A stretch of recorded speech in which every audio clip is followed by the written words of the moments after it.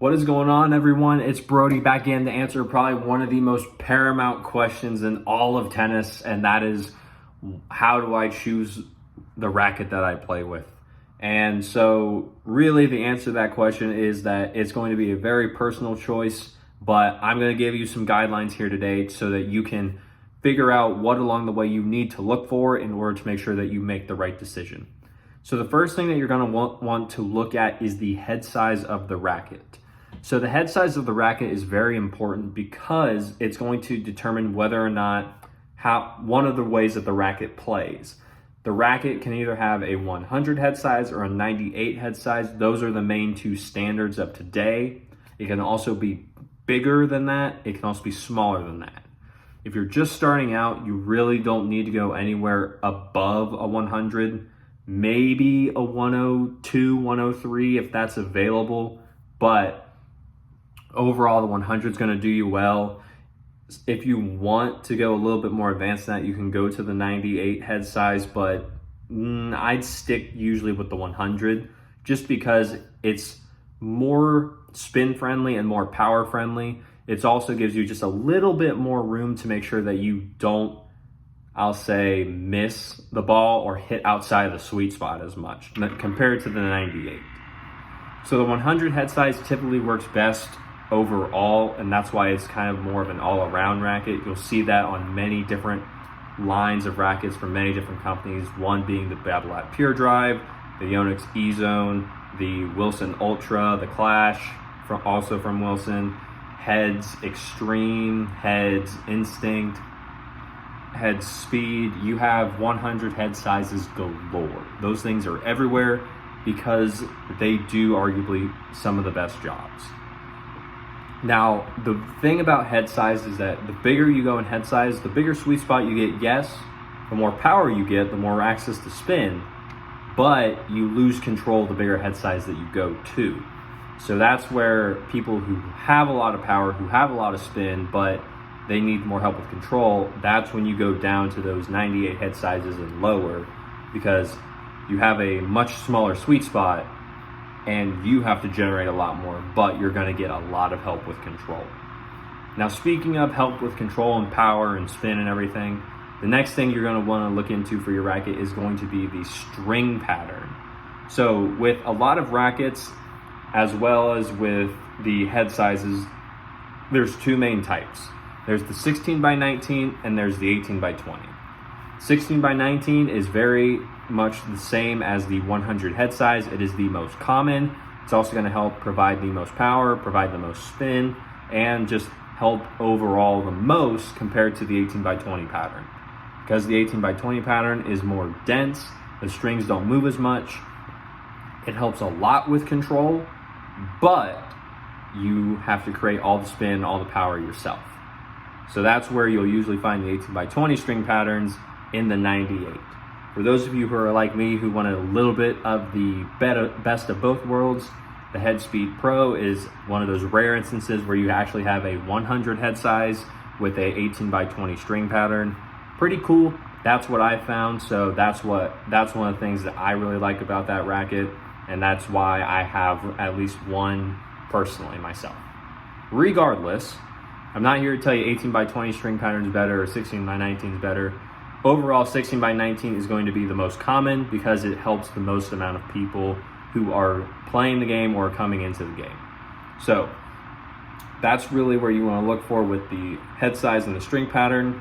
Next, you really want to consider the weight of the racket that you're using.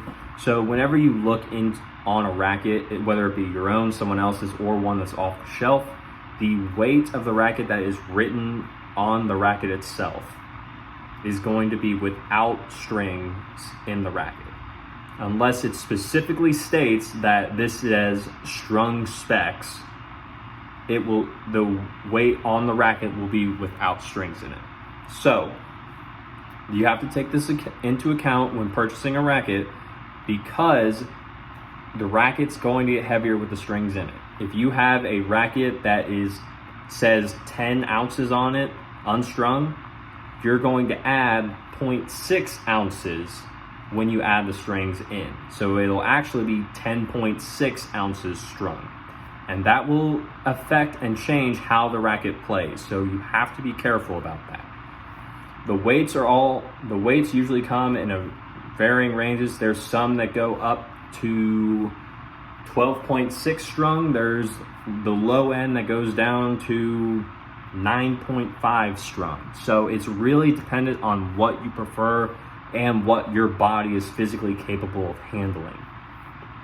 Male tennis players do tend to find that the weight of 10.6 unstrung, 11.2 strung is kind of the standard for us, just because that's what the companies have found tends to work better. So we are not over swinging on the racket, and there's enough weight to slow our swing down so that we don't hurt ourselves by overextending. For the female tennis players, you're typically looking at about a 10-ounce racket unstrung, so about a 10.6 racket strung. That seems to be what the companies have determined is going to be the average range for the female tennis player, just because it's a little bit lighter, so it's a little bit easier to maneuver, and just to make sure that you aren't hurting yourself by having too heavy of a racket. Now, big disclaimer, these are all general, just ideas from the tennis companies. So if you feel that you are able to handle a heavier racket, by all means, go for it. If you always want to make sure that you have a racket that fits you specifically, rather than just going with something that seems like it works when someone else told you about it. You have to make sure that this racket is comfortable for you, and each one of us that plays is different. That's one of the great things about tennis, is of how personal you can make everything in this game specific to you. So, that being said, try out the different weights, see what's going on, see which ones you like, see which ones you don't like.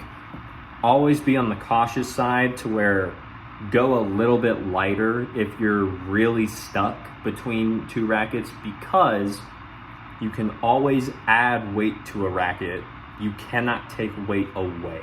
So if you're stuck between two, you don't really know, usually you could get away with going with the lighter one because you can add weight to it later. Unless you're told by a professional that's been working closely with you and knows what's going on, you're most likely good to go with a lighter weight one rather than the heavier one.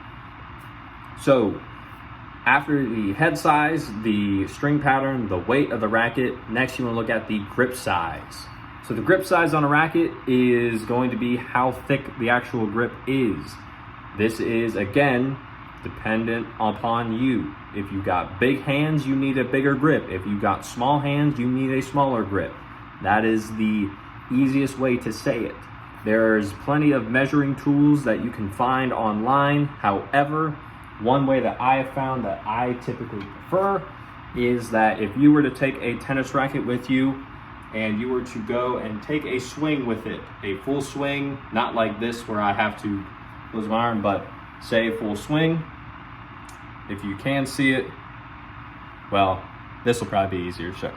So there is a bit of space right here on this handle for my racket. If you can fit your pointer finger in that space without having to move or touch your fingers, then you pretty much found a good grip. If you're like me, in this instance, this grip would be too small for me based off my grip, because I'm essentially touching my hand on the other side. Some actual tennis grips want you to do that, but overall, if you're trying to find a tennis grip that works for you, this way is going to be pretty easy. Now, if you're holding on to the racket and for some reason you're like this, and there's a lot of space here, you probably have too big of a grip.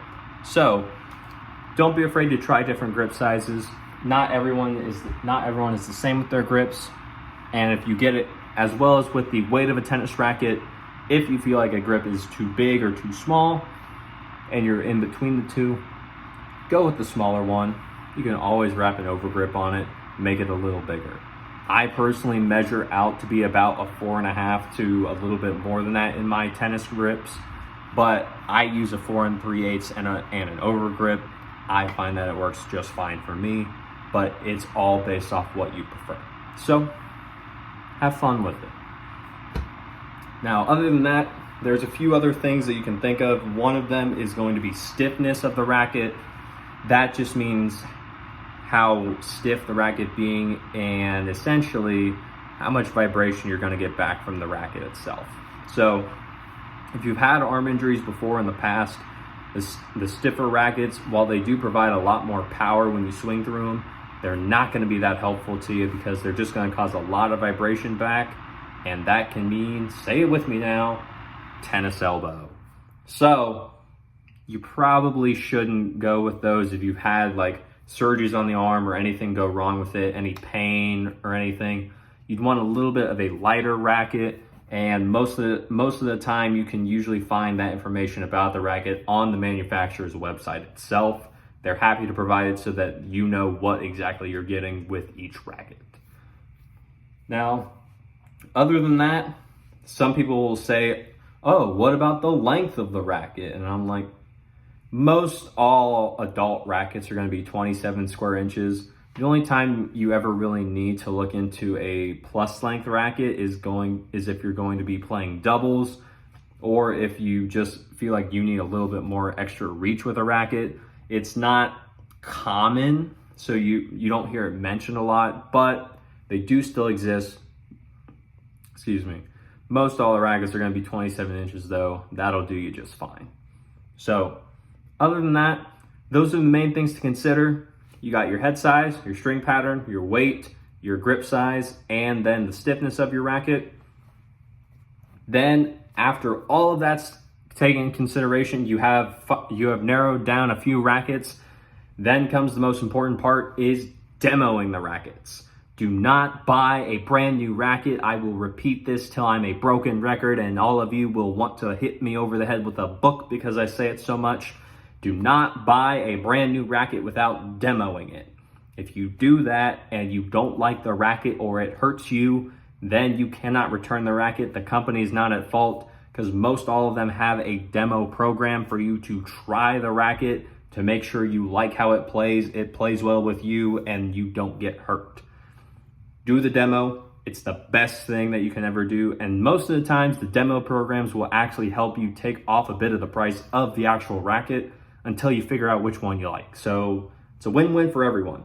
Demo the rackets. Use the information that you found out about in this video from me to figure out what rackets you think might work for you. Then demo those rackets and try from there. If you find one you like, great, then buy it. If you don't, keep demoing until you find one you like, and then you buy it. But demo first. All right. Well, with that being said, if you got any value from this video, leave a like on the video. Comment down below any more questions you may have about rackets so that I can help you out with that. As well as subscribe to the channel so that we can make sure we get all of the correct information out rather than a lot of the misinformation that is being spread around the tennis community. I took it upon myself with this channel to get rid of that, and that's why I'm here. So if you could subscribe to help out that cause, make sure everyone is having a safe, fun time playing tennis, that'd be amazing. So, as always, like the video, subscribe, leave a comment down below if you have any more questions. Share the video with a friend if you know someone who is looking into getting a new racket and has questions. And as always, take care.